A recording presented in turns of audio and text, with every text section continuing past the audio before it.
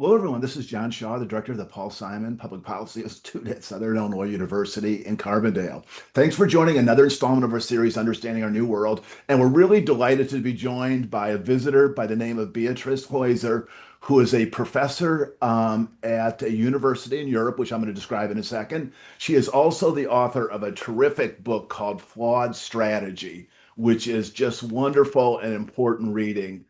So we are going to talk about her book in substantial depth. So let me just tell you a little bit about Beatrice. She is a professor at the Brussels School of Governance at the Free University in Brussels. She also teaches strategy, excuse me, at the General German Staff Academy of the German Armed Forces. She has a terrific academic background, an undergraduate degree in history from Bedford College, a master's in international history from the London School of Economics, a PhD in political science from the University of Oxford.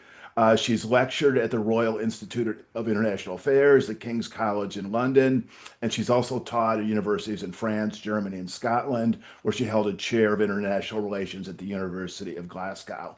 In addition to her great academic work, she's also been in the policy world. We're going to talk about that some. She worked for a while on the international staff of NATO in the 1990s, had some really interesting experiences, and has done some work and training with the German armed forces. She actually joins us today from her office in Hamburg, Germany. So, Beatrice, we're delighted to have you. John, thank you very much for having me. That's so kind of you. Well, let's start out with your your academic background. You have some autobiographical bits in your book, and I get the impression of someone who is a really kind of earnest, devoted student, loved history, international affairs. Tell us a little bit about your academic background. Yes, far too earnest, as you'll find out from my book, because I realize that sometimes reading every single word of every single book, because I was such a good student, didn't necessarily lead me to the greatest insights. Sometimes you have to stand back and see the big picture, and I think that's something that is really needed at the moment. If you want to know more about my academic background, I'm an armchair strategist. So I'm not somebody who's a practitioner in the sense of having been under fire or anything like that. I've not actually worn uniform, but I've seen many bureaucracies work from the inside. And to my great surprise, the university bureaucracies are not necessarily the worst. And I think it's very important because that's where the big decisions are made. And so that's something that I can contribute to because I've seen it in NATO, I've seen it in other organizations from the inside. I've done a bit of work for British governments, and it's very interesting to see how bureaucratic politics influences the really big decisions that are made for our security. As you were going through school, was it always history and international affairs that attracted your kind of primary interest? Well, actually, I really wanted to become somebody who has an influence on world politics. I wanted to be a practitioner. I wanted to be somebody who would join the Foreign Office, become a diplomat, something like that. It didn't work out that way, but I think I've always been interested in this area because I think it's because I grew up, in fact, in Thailand. While the Vietnam War was going on around us.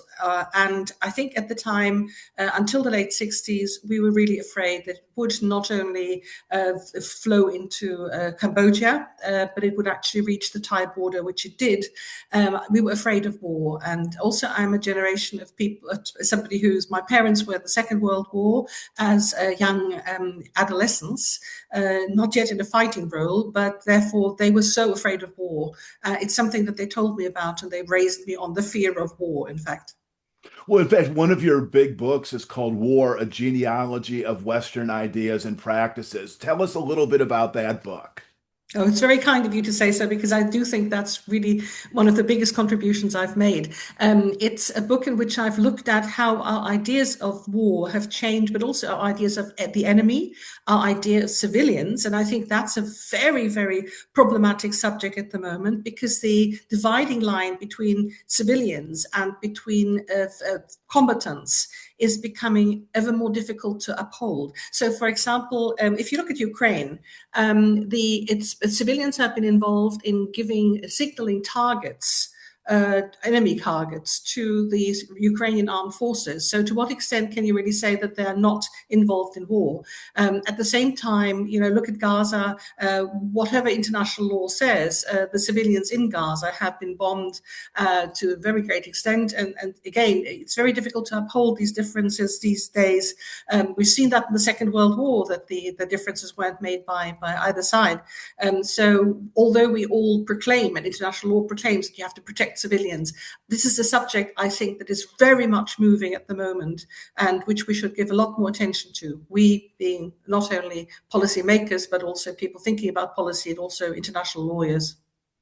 Well, you have two books. You've written two books on Clausewitz. One Hmm. is called Strategy Before Clausewitz, and the other is called Reading Clausewitz. And it's interesting because we have a separate project on statesmanship in which I asked a number of foreign policy thinkers to recommend books to read, and several cited, On War by Clausewitz. Obviously, you could spend several hours talking about him, but for modern practitioners and scholars, what is sort of the essential aspect of Clausewitz that you try to draw out? For a moment, I thought you were going to say several recommended my book on Clausewitz. And no, they recommended Clausewitz himself. I think that is sensible. But may I just point out that there is also an abridged version of Clausewitz, because a lot of people, if they don't really want to become the great scholars of the future, they might want to put their hands on the sort of shorter version, which is produced by Oxford University Press, just to say that. What's essential about him? Well, I was very interested in the fact that Clausewitz, or I discovered, of course, with great joy, that Clausewitz filched a lot of ideas from other people. So he's not quite as original as people make out, but he did put it all together in a very original way. That's the first point. The second point is he did something which was not at all fashionable in his time, which was to say, principles of war won't work. There are far too many different variables that lead to warfare, that lead to strategy making, that lead to our conduct in war. And all these different variables, he didn't actually produce a systematic list of variables, but he reflected on whole areas of variables. They come together in a way that makes it impossible to craft just one theory that pulls them all together and says, if this is that, and so and so is so and so, because all these variables can vary. And they're also, and this is one of his interesting discoveries, can be interdependent. So, for example, the attitude of the military can depend on whether they have the backing of the populace, of public opinion. The attitude of the government can be very dependent on whether they have the backing of public opinion. Public opinion in a dictatorship may be dictated by a government. So there are these bizarre interdependencies between some of these variables, which make it extraordinarily difficult to say, here are the principles of war. You should always concentrate your effort. You should always do this. You should always economize your forces, etc. And also the funniest thing about these principles of war that was so fashionable at the time, and that were propagated by Jomini, the sort of arch rival of Clausewitz in some respects, had changed their meaning. The words in them changed their meaning over time. So something that meant economy of forces at the time means something quite different in British thinking today, which is let's save as much as possible. Let's be as economical as possible, which is not at all what they meant at the beginning. So it's an interesting point about how Clausewitz said, this is not a recipe book. It's not a cookery book. It's not a manual to take and to apply mindlessly to how to construct your forces, etc. One more thing that is absolutely very vital about Clausewitz's approach, if I may, because I wax lyrical about him, as you can tell, is that he took up an old tradition which goes all the way back to Cicero, which is to say the enemy has a vote.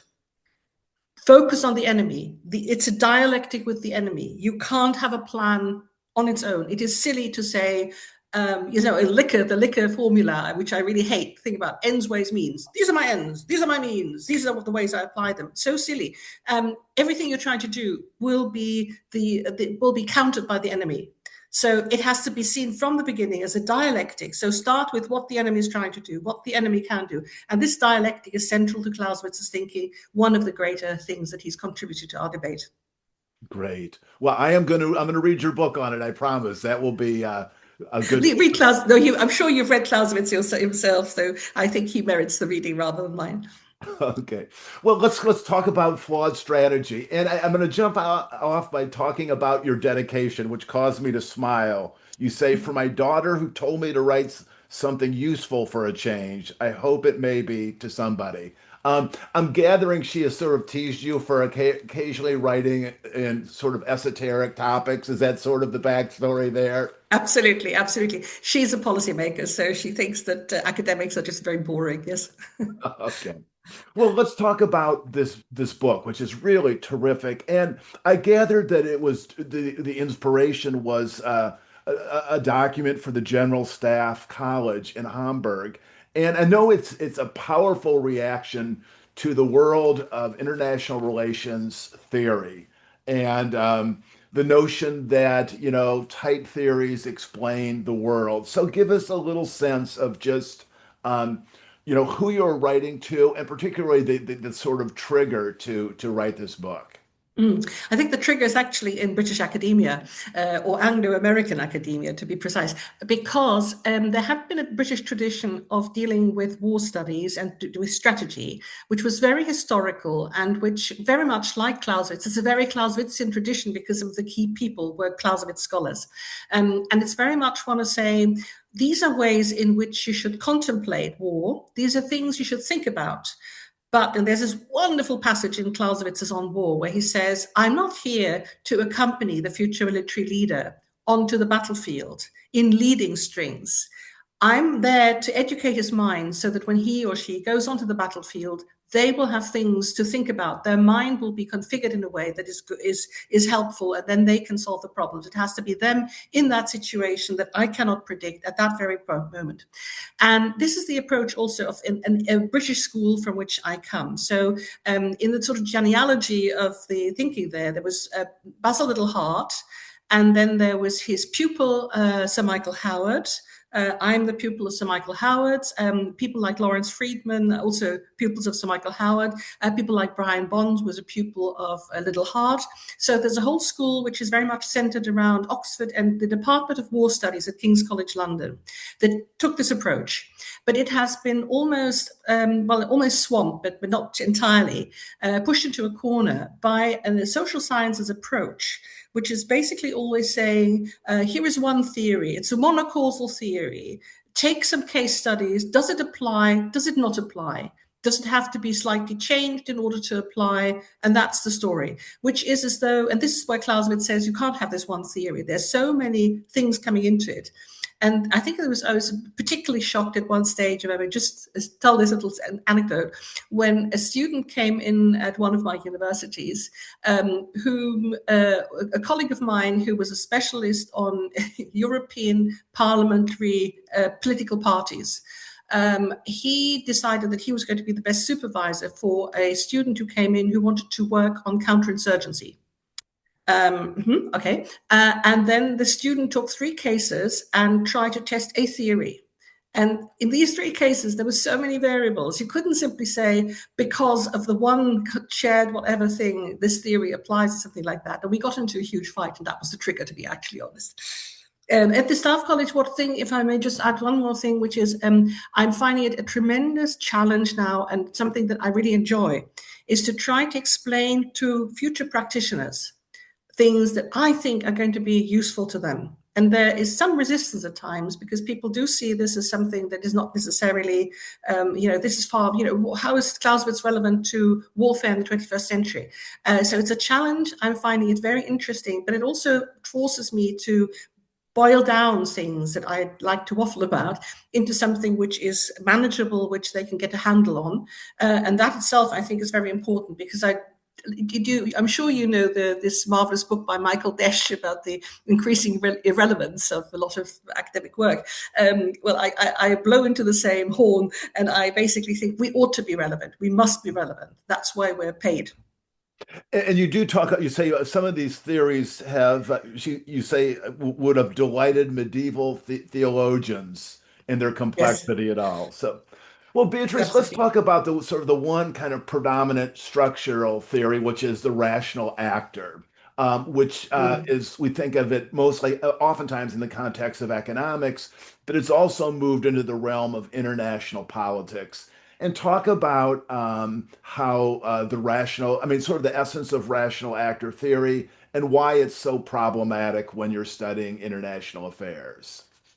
Well, first of all, I was delighted when I read my Daniel Kahneman that he pointed out that economists have long relinquished, or many economists have long relinquished the rational actor theory and have long moved on to saying, well, there are actually many more variables there as well. It is not actually true that we go out and do all the things that are most economically rational, and that we go out and do and say that a country going to war will say, is it really worth the cost? Is it, not in the way in which an outside observer, somebody from the moon, might think. So things creep in like honor, or if we do this, then the whole world order goes to pieces. This particular conflict, look at Ukraine now.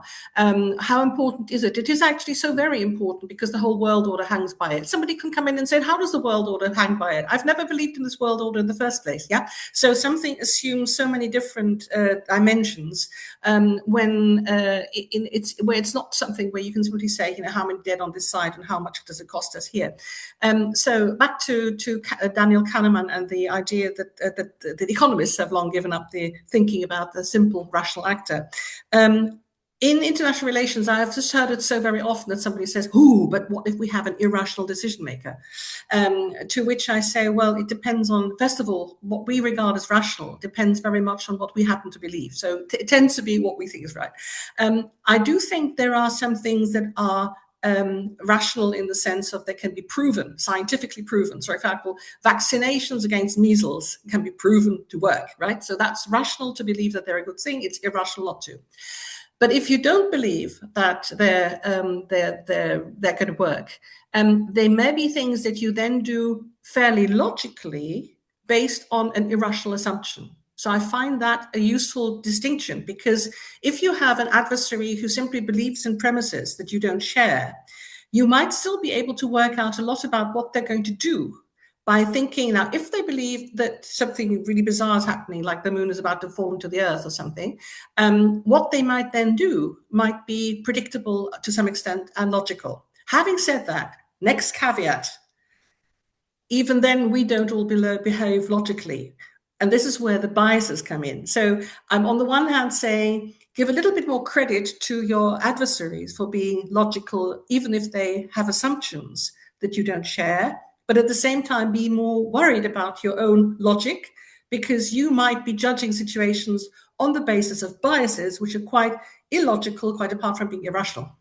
Okay, great. Well, let's spend a few minutes talking about biases, because that is, your chapter on biases is really kind of is just really terrific, and it's both instructive and kind of humbling to realize that even though we approach our lives in ways that we try to think are rational, there are just a lot of parts of our intellectual baggage that kind of mitigate against this. So let me go through a couple biases and just have you maybe talk about them and maybe give some examples from your work. Mirror imaging. Talk about mirror imaging and why that's important. Yeah, I find that absolutely fascinating because I use it all the time. I mean, I'm one of the people who goes around the world thinking that if somebody says something other, had I said that, I would have said it for this reason or that reason. Now, I think mirror imaging from that point of view, the way in which we try to say that must be their logic because it would be mine, is a shortcut to dealing with the world around us. A lot of the time, it's absolute basic empathy. It's if I see somebody sitting in front of me and they're shivering, and if I were shivering, then surely I would be cold, and therefore they must be cold, rather than having a heart attack or something like that. The fact that you project what you would think in that context into the other person is a basic life skill that we constantly apply.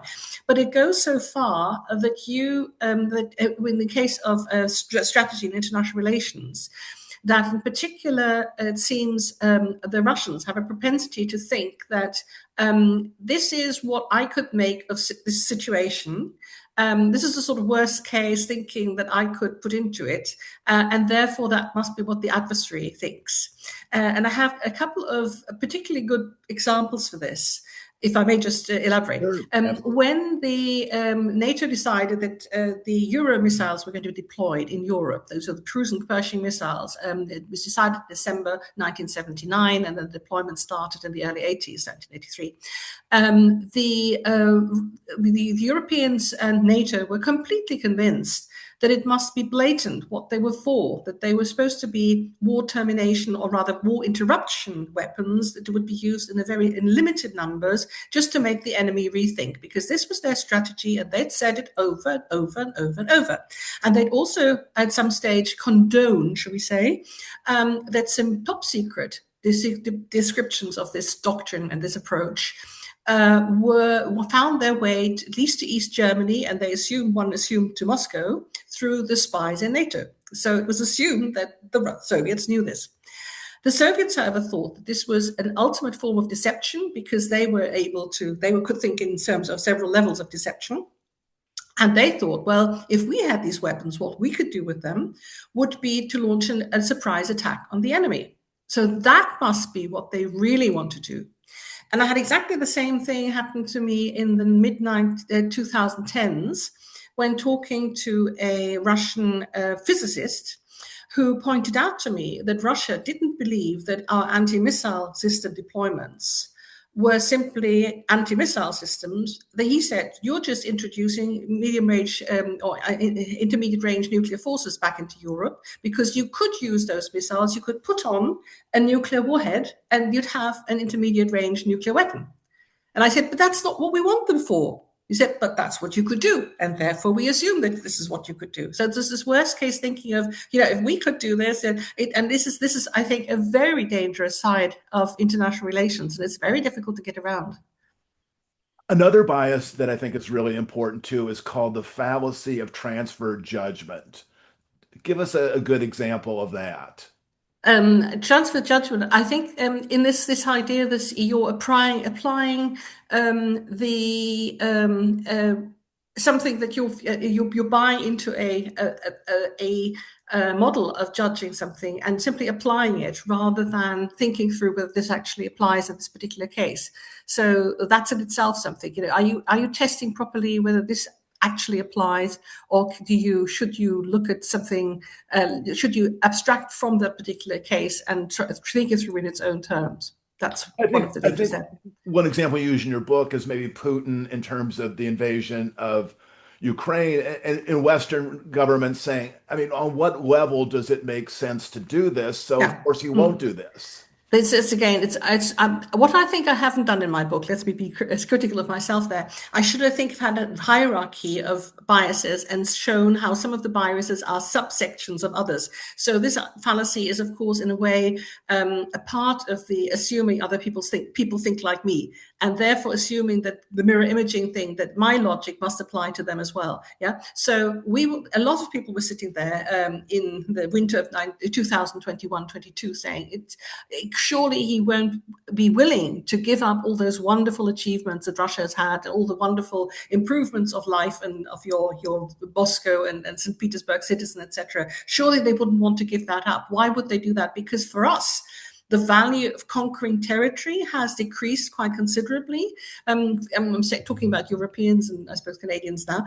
For us, it's sort of all quite unthinkable that we wanted to increase the land we own. We'd much rather have a situation whereby there are whole areas where you can travel freely, and it doesn't matter which side of the border you live on, etc. So we found it very difficult to imagine that Putin would do such a thing when we realized what it would cost him, which apparently, well, he possibly factored in, because he was more keen on, this is where honor and glory and things like that come in this case, nationalism and the pride in one's past and the cradle of Russian civilization, all these things, which to us mean nothing any longer, or very little indeed. So we found it very difficult to imagine. Well, another bias that was very interesting is the focus on kind of our assumption of that other actors deal with a heavy focus on material gain. And you tell this wonderful story in your book for some of your students as they try to study the Crusades from way back and find it inconceivable that at the core of the motivation of the Crusaders was not economic and did not even could not quite factor in religious or other kind of motives. I mean, talk about that if you would, please. Yeah, and that's a very interesting one because I'm the pupil of Professor Jonathan Riley Smith, who was a great researcher on the Crusades. And one of the many things that he studied was the testaments made by Crusaders before they set out on crusade. Because if you think about it, these were relatively simple economies, particularly when they started in the 11th century, 11th, 12th century, where imagine what it would cost us if we said we are going to set forth with a lot of retainers on a trip by land and sea that will take us several years. The simple cost of this is already a factor. It's a simple investment. Now you can think, oh, perhaps we can get all this money back in the way in which the privateers of the 16th century went on even military campaigns by sea or whatever, and hoped through booty to get that back. But the testaments showed that they made very ample provisions for the case that they didn't come back, that they sold off a lot of land to be able to finance this, that they were very afraid of dying on the crusade, that they were very afraid that somebody might challenge the inheritance of their lands and possessions by their children, that they made ample provisions for their own deaths all the time, and that they were very worried about this, and that a lot of them, well, as we know, didn't come back, but also that a lot of them came back to find that their brother had indeed usurped their son's inheritance, etc. So the cost of these crusades, the financial and physical material cost was enormous, and yes, there were elements where people are coming to the Holy Land and finding that they could establish themselves in the slightly later crusades, then made some profit or stayed there or didn't return. But that wasn't something that they could have foreseen. It's not something that with which it really started. And we could also say that there's a sort of bizarre, this horrible example of the Fourth Crusade that went awry and that went to Constantinople rather than to the Holy Land, where people had incurred all these debts, and then suddenly they all thought, well, actually we want to plunder, when the church had told them to go somewhere where they wouldn't be able to plunder, where they wouldn't be able to get a lot of profit, and therefore they deviated the crusade to somewhere rich, because they realized that the actual object of Jerusalem was not very financially yielding. Okay, good. Let's talk about a bias we all have heard about, which is the confirmation bias. Talk about that if you would, please. Yes. Well, this is precisely my gripe with this approach of studying any international event or development or whatever, that by saying, does this policy apply? Sorry, does this theory apply? Because then you're looking specifically for confirmation that the theory applies. If you're open-minded enough, you'll say there's no confirmation or there's little confirmation, therefore the theory is false. But it means that you're going to filter everything through that lens of that particular aspect. And the confirmation bias is also we know it very well, I think, in our daily lives, when we assume that something is, so-and-so has it in for us, or something other is happening, where we will now always pick up on the bits of information that confirm that, rather than saying, well, actually, today this colleague was very nice to me, or actually, I think they had a very tough time, and the fact that they were grumpy with me was not a function of how they feel about me, but it was a function about their private lives being in a mess. But we tend to be more receptive to the confirmation of something. And that's, of course, again, a great problem in international relations, because if the Soviets had persuaded themselves that NATO was about to attack them, and every single exercise that they had was about this attack, of course, Mars was as well. But they seemed to cling to that much more, even when we said, look, we actually want peace and cooperation. And even in the 1990s, you had Russian military authors still going on about how NATO was this great threat when we thought we were all chums. They would then pick out the bits that seemed to confirm their suspicions. And there was no way of getting through to them. There was no way of saying, but we've done all this for you, and we've done all this together, and we could have such wonderful relations in other ways, because they saw all these little bits where somebody said some senator somewhere or some member of parliament in London somewhere had said something nasty about Russia, and therefore this must be the secret meeting. Just one footnote to that: we owe it all to Thucydides. You will recall in the Peloponnesian War that he has this whole spiel about how it started, and then said, but there's this real reason, this was never articulated, namely, ... Yeah. And this idea that there's a real reason that is hidden, that is never articulated, is something that has really got a grip on many people's minds. Well, and related to this, Beatrice, is the anchoring bias, which is effectively, once we have something in our heads, it's very, very difficult to dislodge that theory. Yeah. Absolutely, yes. I remember that as a very personal experience.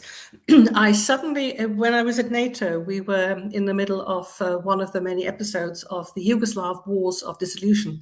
And I remember at one stage that I thought there was a pattern, that I was seeing a pattern. I don't think it was in the end, I don't think it was a pattern after all. That the Milosevic and the decision makers in Serbia, rump Yugoslavia, had begun to realize how NATO worked, and that they had, and anybody working for them or on their behalf or depending on them, had worked out that if you did something dreadful on a Thursday, NATO wouldn't be able to react until the following week, because the NAC meeting's always on Wednesday mornings. And you'd get into, I've been reading about the OODA loop, and I thought that there was a classic case of them getting into a decision-making cycle where NATO would have to react very, very strongly to bring together the ambassadors on a Friday or even on the weekend. So chances were that the Serb leaders could get away with something if they did it on the Thursday. And I began to see patterns there. And I remember going, this is exactly it. This is happening. We must think about this. What would we do? Until I realized that the pattern was in my mind rather than in reality. And there was also plenty of evidence of other things happening, not on those days. But it's just something that, I was very proud of myself. I thought, oh, isn't she clever? She's found this pattern. Well, it wasn't there. Well, I want to read a couple sentences, and I know this is something that you've been thinking about a lot recently. You write, denial is the bias shared across cultures. We try to ignore things we really don't want to happen and might see them more clearly as a distant possibility than when they are looming closely. Mm-hmm. Talk about the denial bias and why it's such a powerful force in our life. I think it's not just a powerful force in general, but I think it's one that we have been really plagued by in recent times in particular. And there is the director of the research division of NATO, somebody called Florence Gaub, Dr. Florence Gaub, has written a brilliant book in German, which she should translate into English. It's about how we cope with the future. And one of the clever points she makes in that book is that she says, just about every major intelligence failure, a strategic intelligence failure, came after people had the evidence on their desks that these things were going to happen. And whether this is Pearl Harbor, whether this is Stalin with Barbarossa, whether this is the Yom Kippur War, whether it's the 7th of October 2023, or the 9/11 or whatever. In each of those cases, there was evidence present. There was evidence that this was going to happen. And yet people, didn't act on it. And there are also sort of long-term developments. And I see one of those, and that'd be very interesting to see what you say about that, or whether you have a reaction. The North Atlantic Treaty was built on the assumption that the United States would come and defend Europe, even against the Soviet Union, which in 1949, in the same year that the treaty was signed, acquired its first, or exploded its first nuclear device. So it was clear at that time that at some stage the Soviet Union would be a nuclear power. But in the earliest happy years of the North Atlantic treaties and NATO's existence, people could assume that the United States could use nuclear weapons against the Soviet Union, and the Soviet Union could not, with its own nuclear weapons, reach America until the flight of the Sputnik in October 1957. Now, everybody had always known that at some stage somebody would get there and have intercontinental ballistic missiles. The Americans were working on it, the Soviets were working on it. In fact, Europeans were working on them. But at the time, it came as a great shock. And ever since, there have been people who said, well, do you realize that it's going to be very, very difficult for an American president one day to decide that he or she is going to use nuclear weapons for the defense of Europe if America is vulnerable to counterstrikes. And this has been an enormous debate in NATO ever since really the 1960s. It's never really gone away, but we have a new generation now waking up to this problem and pretending it's not there. And in the same way, we all were so happy with the idea that Russia had turned from an enemy into a partner that we turned a blind eye. I remember my own reaction, when Russia attacked Georgia in 2008. I just literally felt this should go away. I hope this will go away. By then, I'd had several invitations to Moscow. By then, I knew some Russians who'd been very, very nice to me and had been overjoyed by these relations we now had with Russia. And I couldn't believe that this could be something we should really worry about, and that this was, again, the bear becoming red in tooth and claw. So I was trying to ignore it. And I remember my colleague, Colin Gray, whom you might know. Colin Gray was a great strategic thinker, very mid-Atlantic. He worked on and advised people on both sides of the Atlantic, saying at the time, this is it. This is, Russia has gone bad. Russia is already bad. And he was not in denial. And I myself and most Europeans were in denial. So denial is an incredibly important force. And we have, in the last decades, been incredibly bad at realizing or coming to terms with realities, some of which have been there for quite a long time.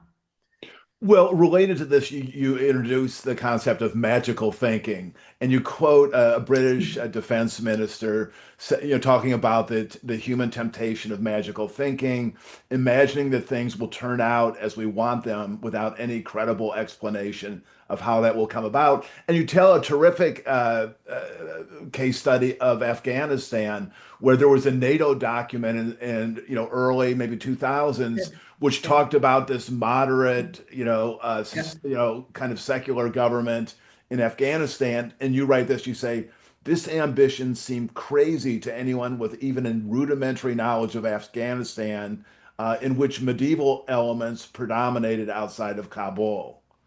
Talk I about remember, Afghanistan as an yes, example. I remember that very distinctly. I was a little bit interested in Afghanistan because my father was almost posted there, and then he wasn't. But when this was debated, we were reading up on Afghanistan a lot. And I also had a teacher at school, at grammar school, who had lived in Afghanistan for a long time and who told me a lot about it. And it was fascinating. So I was very fascinated by the country, even though I hadn't been there. But I remember this particular conference, where a number of people from NATO were present and a number of academics were present, and somebody said, well, actually, this is our target. NATO's policy is to try to turn Afghanistan into a stable democracy. And I remember how various jaws dropped on the floor, or at least on the table, because we sort of said, this is impossible. How can you possibly do this? And you just wondered how that had been possible for people to formulate that as an idea, which is incidentally a sort of classic case of another bias, which is that of assuming that because something has been going well, it'll continue going well. Although human history has proved that very often this is not the case. Our faith in democracy and the way in which we for decades thought, well, everybody surely at the end wants democracy. Therefore, the Afghans must want democracy. That must be their most ardent wish. Well, apparently not all of them. Yeah. Another point you make, not so much a bias, but just a really powerful force in our world, is the element of chance. And you say chance is a major factor that no amount of planning can entirely eliminate. Talk about that. I must doff my cap to Clausewitz there again, because this is where I totally stand in his tradition, who said there's absolutely no way that you could contain it. If I may do a little discourse, I had some great fun looking at how people over the centuries have thought about chance. And that has varied enormously. And if you think about it, chance is something that early religions tried to address by saying, well, if this deity is in charge of this, then what I need to do in order to increase my fortune, etc., my chances of success, is to pander to this deity, bring them fruit, bring them libations or whatever. And there's a wonderful story about how Caesar, who believed that he was a descendant of a goddess, was caught in a ship in a storm, and told the captain of the ship that he didn't have to worry, because after all, Caesar was on board and nothing would go wrong. So there were times, even particularly in antiquity, where people like Caesar assumed that you should capture Fortuna, you should capture chance, the goddess of fortune, and force her to come your way. An idea that was taken up again in the Renaissance. You find that with Machiavelli, who basically says that the clever leader will force chance and fortune to do his will. Whereas in the Middle Ages, people were completely, oh dear, Fortuna is goddess of all. We are totally in her hands. There's nothing we can do. Oh dear, she's the one like the moon who is constantly variable. And then you had the 18th century before Clausewitz, where people were desperately trying to contain everything into mathematical formulae. So you had a formula for how to make sure that your lines of supply did not exceed those of the enemies, etc. So people were trying to pack everything into geometry and formulae. And then Clausewitz comes along and says, look, forget it. It's not working. But the interesting thing is that he then turned it around and said, well, the really good general will find that a new development, an unforeseen development, can be flipped on its head, can be seized by the general and turned to his advantage. And that's where you need genius. There you need somebody who captures a new situation and says, okay, forget about these plans, we do something else. And ever since, in a way, you've had a school of people who try with, operational research or whatever it is to contain chance and make sure that you always have every target hit by 2 missiles in case one doesn't go off, etc. And you have those who say, well, you can't calculate it, but let's be really intuitive about how we deal with it. Which presumably means everybody has to be a genius, because your mediocre commander would much rather try to contain chance than seize it. But those are the two schools that we've had ever since in strategy. Well, one point you make, Beatrice, as you kind of pull your analysis together, is that we have this complex world. We have a lot of biases.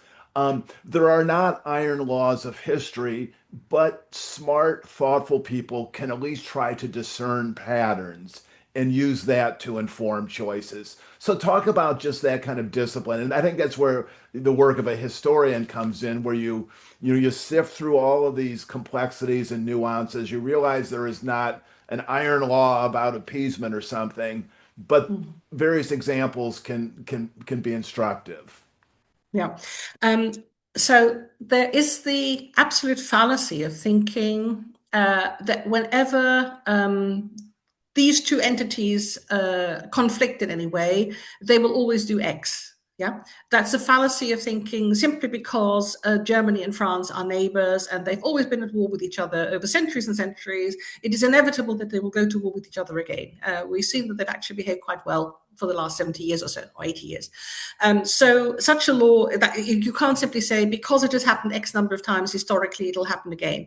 And this is the bit where the credulous poultry comes in.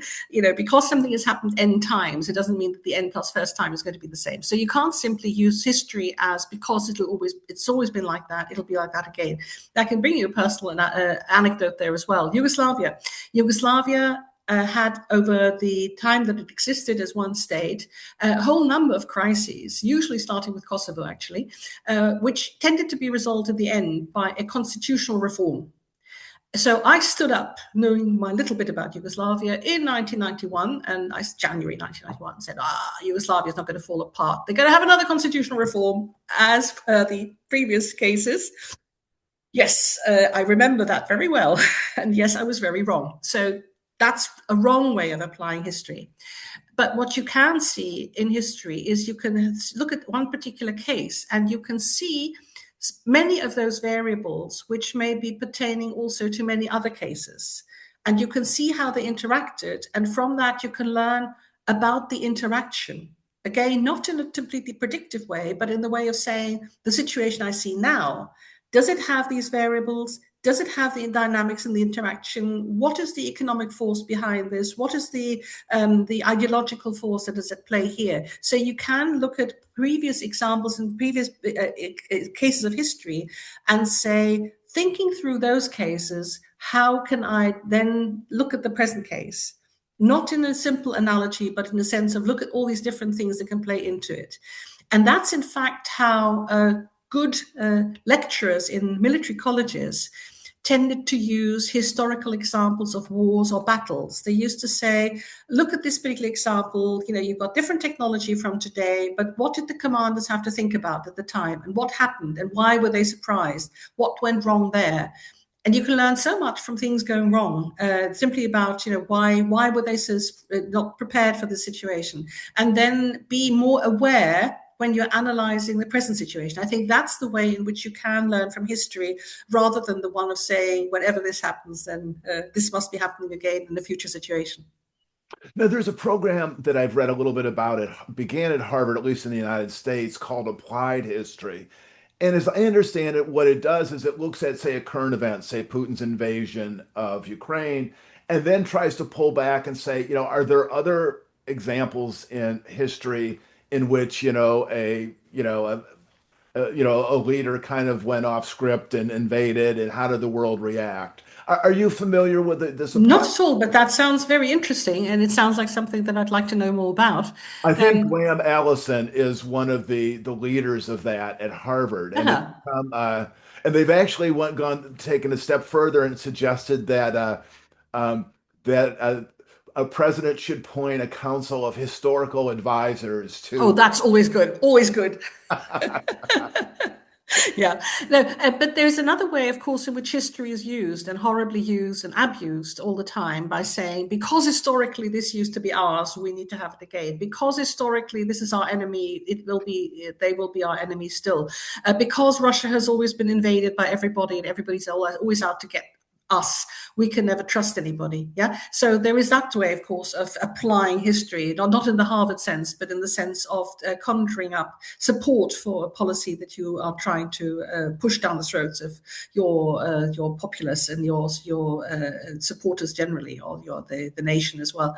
And that's, of course, incredibly dangerous. And that's something that we can find going all the way back to, in a way, the famous speech of Pericles in the Thucydides, where he says, well, you have to now fight like your forefathers, all those who lie here dead, because for the same causes you have to risk your life as well, which was transformed, of course, in the 19th century, in the century of nationalism, into, oh, look, your ancestors fought this battle, they sacrificed themselves, now you have to do it as well, because we mustn't let go of that land. It would be terrible to let go of that land. And so that sort of applied history is, of course, the most toxic and dangerous that you can have, which Putin is applying with full hands. Are there leaders in the modern world, I mean, say since, maybe even in the last 80 or 100 years, that you find as being particularly astute um, developers of strategy and implementers? I mean, how would you rate Churchill in that realm, or Huh. Franklin Roosevelt, or Yeah. Churchill is, of course, fascinating as an example because it got it so desperately wrong in the First World War, and then so right in the Second World War. So it's in a way a matter of faith, or it's a hope for all of us, because how you can learn from your mistakes. He would be. Oh, I'm a great fan of Franklin Roosevelt. I think he's because for him it all came together. It wasn't just the Second World War; it was already what he'd done before, which I have infinite admiration for.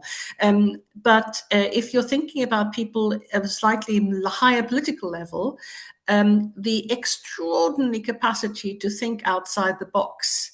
And to think that the best strategy would actually be one where you make peace and where you can bring people together, that you had in people like Coudenhove-Carnegie, who in the 1920s and 30s was preaching for a united Europe, if only, yeah. And then, of course, the Schumanns and the Monets, etc. Monet is extraordinary. I don't know whether you know our podcast series we have with the Russi. It's only audio.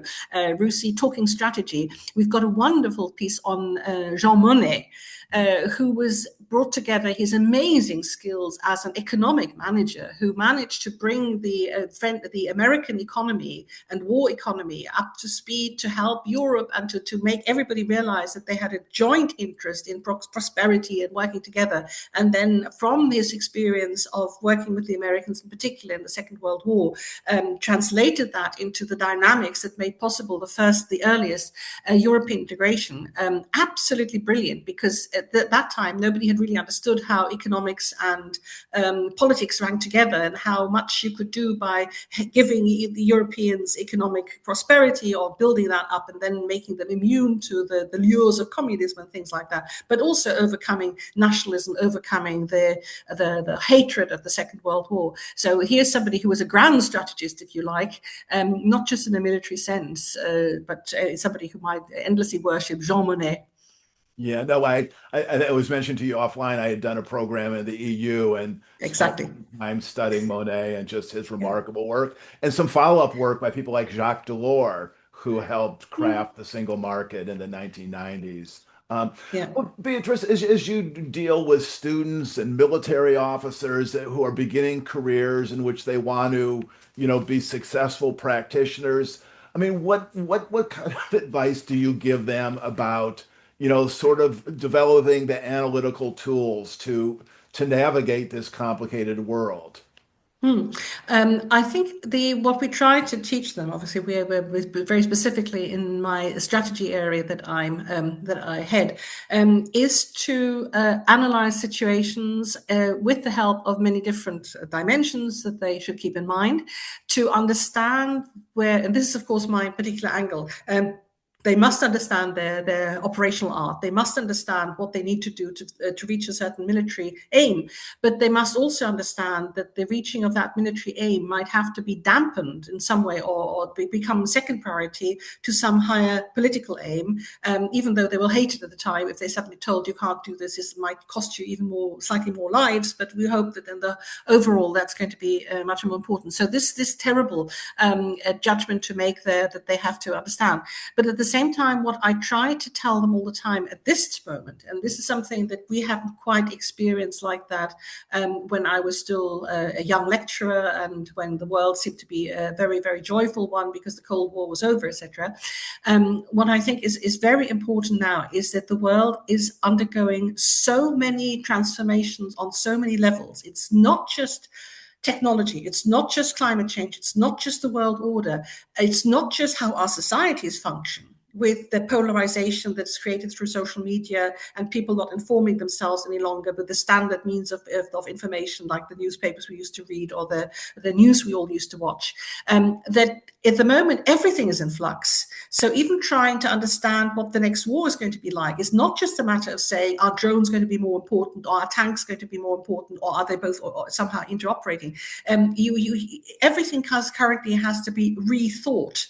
And therefore, my most important advice for them is really to keep an eye on everything and to be, which not very, they don't like, but it's to say you really have to start to think through all sorts of different bits. And it wouldn't be a bad idea to start reading the sort of bestsellers that you find in the markets, the Sapolsky, how do people actually think, how people behave, what drives you, to try to think how things that are changes that are coming in are affecting all of these, because one change here triggers another, triggers another, triggers another, starting with our information world, starting with the way we think, starting with our attention spans, which have changed, starting with the ideologies that are suddenly popping up again where we thought they were long gone, nationalism or extreme forms of conservatism, or even very nasty, extreme right-wing racism and things. So to be open to lots of change rather than to do what, on the whole, militaries like to do, which is to be conservative. Well, I mean, this is probably a huge question that's unanswerable in a short time, but is AI going to fundamentally transform war? I mean, how do you even think about that? At the moment, I'm still stuck in thinking about how it's transforming our societies, because the wars will be the function of how our societies are transformed. So, for starters, it's something where we find it much more difficult to have any unity of thinking within our societies because it's so fragmented, with each of us living in different bubbles. Me living in a different bubble from my very next door neighbor, presumably. So that's already one starting point there. But how it's going to transform war? These are huge ethical problems. I've mentioned to you that I'm very interested in the question about the role of civilians. Now, if we have a situation where you leave it to AI to distinguish whether this is a child or this is an adult person but completely unarmed, or whether this is a person carrying a gun, apparently, I'm told, AI is going to find that easier to distinguish than the human being with a human eye. So does the person carry a broomstick or a gun? Is something that we find more difficult. So there are areas where AI may be making decisions for us, or making decisions that might be superior to what a human being in an incredibly short span of time can do. But we've had old big old problems, which are now directly linked again to AI. To what extent do we leave big decisions to artificial intelligence? Think about the example that we've had a long time ago. Dr. Strangelove had this idea of a weapon system that would be automatically released if the Soviet Union were bombed, right? As we know that this was a perimeter that was actually put into action in the 1980s. That actually existed. I think it still exists. So if there is a sense that there's no central control any longer, and there's a very high degree of radioactivity, something terrible will happen by lots of weapons being launched without human interference. So the problem has been recognized way back in the 1960s, but this could now really happen. This is now ever more realistic as a possibility. And do we trust artificial intelligence to make those decisions? You and I are old enough to know that we owe our lives to somebody called Petrov, who on the 26th of September 1983 decided not to act according to the manual when there was a false message of incoming NATO missiles attacking the Soviet Union, and who decided not to counter-launch Soviet missiles as it would have been according to the manual. So if Colonel Petrov had not decided to relinquish the rules, AI presumably would have acted, right? So we find it extremely disconcerting that we might be giving something like that such enormous responsibilities. And I think we're still in the very youngest baby phase of trying to work out what principles we should apply. Should we let AI decide whether that's a soldier with a brooms, or the soldier with a gun, or a human being with a broomstick? That's one person who might be killed. Is that okay? Can we, one person's life not so important, but millions, we have to have human on the loop? I think we're only in the earliest stages of that. And I think everything hangs together in the sense that we still need to worry about to whom we delegate a responsibility if it's the human on the loop. Do we actually trust President Macron to do this? President Macron, I trust. I'm not sure that I trust his successor, who is, whether it's the French elections might be producing something terrible. So you see, it's going to be, I think every single part is at the moment moving. And to say where AI, we can't even limit where AI fits into this at this stage, I think. Well, let me ask you finally, what do you have a big, in addition to your teaching and other sorts of work? I mean, do you have a big project on the horizon that you're currently gearing up for? Um, I don't know whether you've come across this latest books by Harari. He was asked this question, and he said, "Well, I'm going to write one more book, but the next book after that is going to be can be written by AI." I've been thinking about this, and I've just turned down a book proposal because I thought that AI could do it more proficiently than me. So I'm currently trying to think of something that will be sufficiently challenging, where the quirkiness of the human mind, or the way in which a human sees something, which may be not altogether logical, where there may be more associations and sideway thinkings, that can be interesting and that can be of interest for people to follow, where people feel, I haven't thought about it like that, and where AI can't follow me, would be central to the subject.